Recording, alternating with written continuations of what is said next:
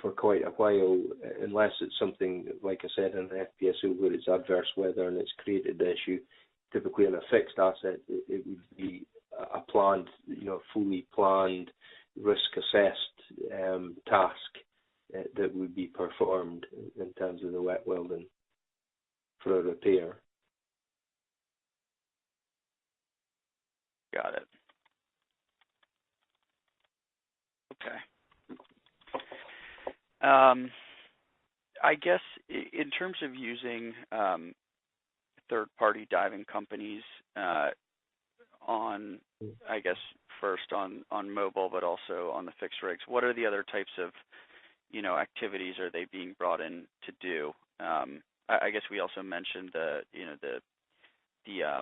thruster repair removal. Are there other things that, diving companies are being brought in to do regularly for these assets?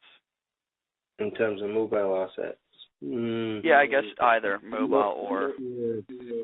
Well, it's a bit different in terms of a fixed or a producing asset, if you like, an FPSO or a rig, a fixed production rig, because there's constantly divers around those performing tasks such as tying back new pipelines and risers or flexible flow lines and changing out valves, physical inspections,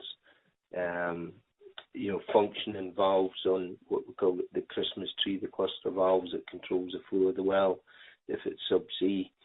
So that's a normal activity, and that would be accountable for the sort of 40% diving work in the market, if you like.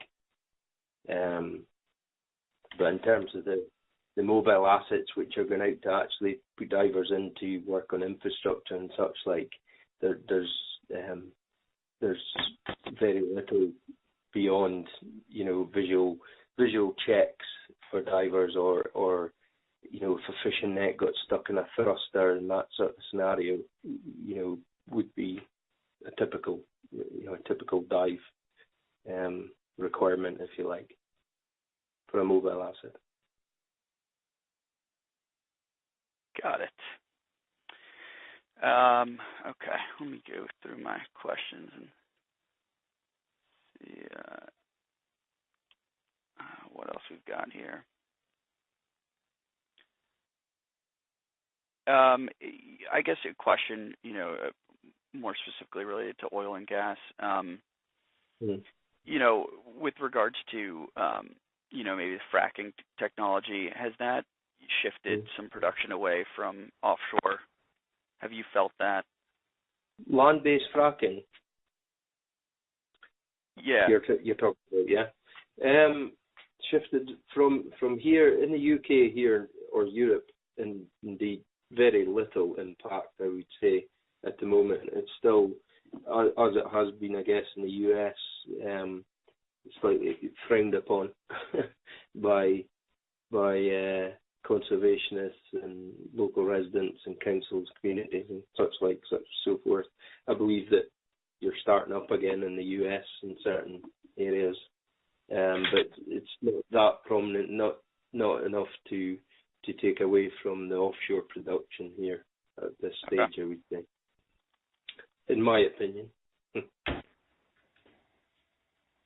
And I guess you touched on it a little bit before, but just generally, fluctuation in oil prices, I guess, when the markets turn down, people will scale back maintenance.